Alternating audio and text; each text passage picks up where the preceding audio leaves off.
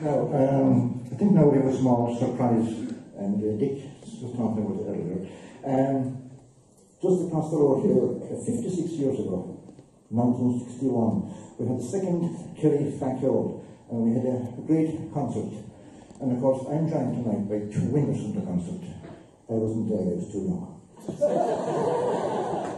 We went to a lot of good concerts in those days, from the first time around.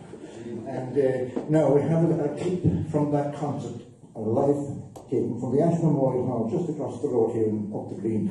And it's of, I suppose, a great piece of accordion playing, I think, one of the best I ever heard anyway. And the player is Galway man. And I'm playing it for another Galway man down there, you know who he is. And the player is Joe Burke, and he's playing two selections, and we'll sit back for a moment and we'll go back through the mist of time, and back to 1961, around, I think it was September 61. I think Josie Rowan was off the Ring Rose at the time. And so we'll hand you over to Joe Burke now for the next 3 or 4 minutes from 1961.